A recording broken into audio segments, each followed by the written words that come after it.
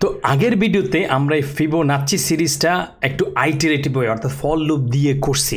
তো for loop দিয়ে করছি, তুমি চাইলে হোয়াইল লুপ দিয়েও করার চেষ্টা করতে পারো, সেটা আমি দেখাই দিচ্ছি না। আমি আরেকটা জিনিস দেখাইতে চাচ্ছি, যদি তুমি এই জিনিসটা রিকার্সিভ ওয়েতে করো, কারণ মাঝে মধ্যেই তোমার ইন্টারভিউতে মামারা ধরে বসবে যে ভাই বা ভাগিনা তুমি আসছো, ভালো কথা, থ্যাংক ইউ, ওয়েলকাম, কিন্তু এটাকে একটু আইটারেটিভ ওয়েতে করছো, কিন্তু এখন রিকার্সিভ ওয়েতে করে দাও। তো সেটা করার জন্য আমরা একটা ফাইল তৈরি করে ফেলি, এটাকে আমরা সেভও করে ফেলি।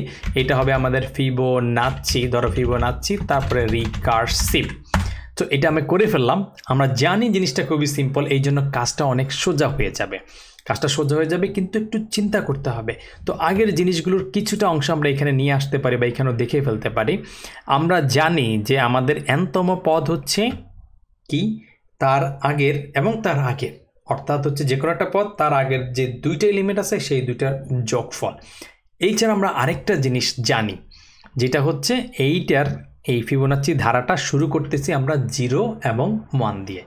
এইটা হচ্ছে একটা ইনিশিয়াল কন্ডিশন। এই ইনিশিয়াল কন্ডিশনটা তোমার কিছুটা মনে রাখার দরকার আছে।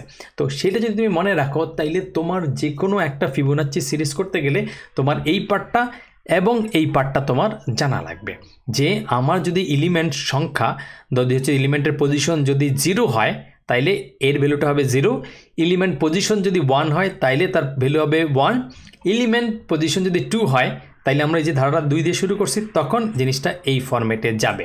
যদি আমরা আইতম বের করতে চাই তাহলে i-1 i-2 এর যোগফল হবে এইটা। আমরা যদি হচ্ছে nতম করতে চাই তাইলে nতম পজিশনেরটা হবে n-1 n-2। আর ইনিশিয়াল কন্ডিশন সেটা হচ্ছে তোমার যদি 0তম হয় তাইলে হচ্ছে 0, আর যদি 1তম হয় তাহলে 1। তো এরটুক যদি মাথায় থাকে তাহলে তুমি এটা দেখো, 0তম পজিশন যদি হয় 0 আর এটা হলে 1, এরটুক যদি বুঝো তাহলে তোমার জন্য শুরু করাটা ইজিয়ার। ধরো তুমি একটা ফাংশন লিখলা, তারপরে ফিবোনাচ্চি লিখলা, ঠিক আছে, ফিবোনাচ্চি লিখে একে nতম পদের করতে পারলাম।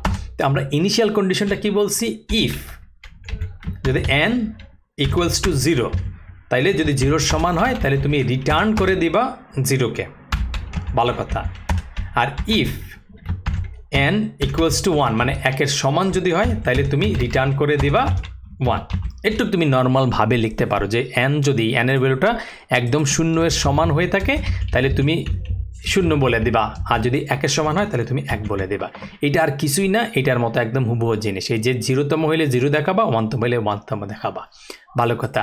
আর যদি তুমি কোনো কারণে বলো যে এর চেয়ে বড় একটা সংখ্যা, যে এটার জন্য বা তুমি এলস হিসেবেও করতে পারো, এলস যদি করো তাহলে সেক্ষেত্রে তুমি রিটার্ন করবা কাকে, সেই ক্ষেত্রে তুমি রিটার্ন করবা এইখানে n, এই যেই তোমার জিনিসটা আছে সেইটার, তুমি যেই জিনিসটা আছে সেটা হচ্ছে এই যেই ফাংশনটা আছে ফাংশনটাকে কল করবা n-1 এর জন্য এবং n-2 এর জন্য। আমরা ধারণা করে নিই যে এটাকে যদি আমরা কল করি তাইলে সে ওই ফিবোনাচ্চি সংখ্যাটা দিয়ে দিতে পারে যে কোনো। আমরা যদি n-কে কল করি আমরা কি ধারণা করি, ধরো আমরা এটা জানিই না, তাহলে আমরা এই ফাংশনটা লিখছি যাতে এটাকে যদি আমরা 1 দিয়ে কল করি 1-এর ফিবোনাচ্চি সংখ্যা পর্যন্ত দিয়ে দিবে, যদি 2 দিয়ে করি তাহলে 2-এর পর্যন্ত দিয়ে দেবে, যদি 10 করি সেই বিশ্বাস থেকে আমরা করে দিবে, রাইট? এটুকু আমরা বিশ্বাস করছি বা আগেও দেখছি যে ফাংশনটাকে আমরা যদি ঠিক মতো করে লিখি, তাকে যদি আমরা 10 দিয়ে কল করি তাহলে 10 পর্যন্ত আমরা যেটা চাইছি সেটা দিবে, আবার 10-এর জন্য যেটা চাইছি সেটা দিবে, 9 চাইলে 9-এর জন্য দিবে।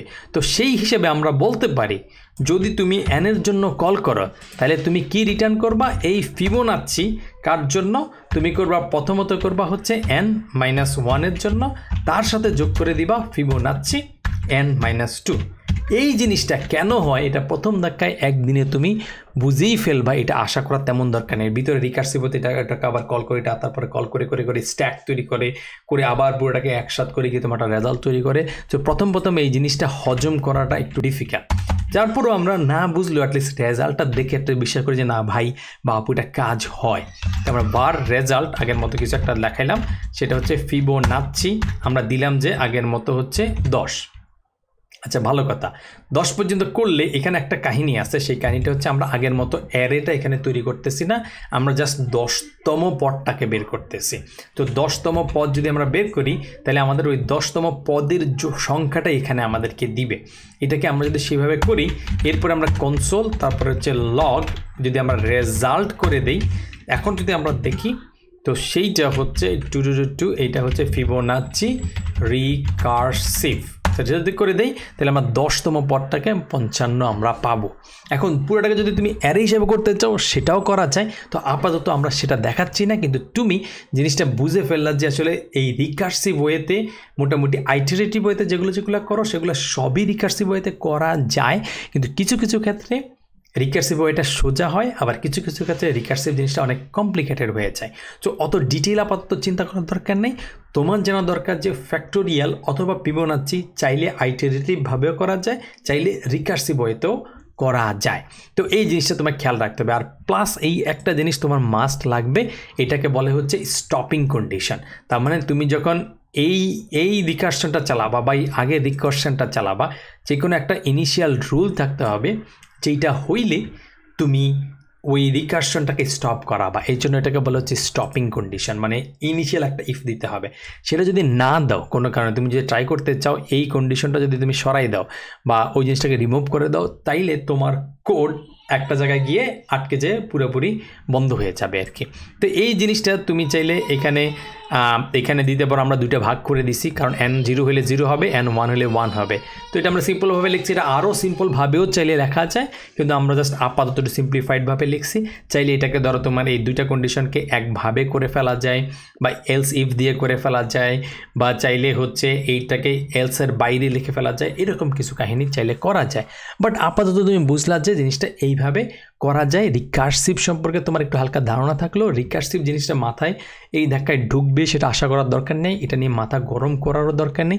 বাট জিনিসটা এক্সিস্ট করে, লাগলে কখনো দরকার হলে জানতে পারবা, শিখে ফেলতে পারবা বা কথা বলতে পারবা, ওটুক মাথায় থাকলেই হইল। তো রিকার্সিভ জিনিসের ডিসকাশনটা আমরা এখানেই শেষ করে ফেললাম। এই ভিডিও আপাতত এখানেই থাকলো। দেখা হবে কোথায়?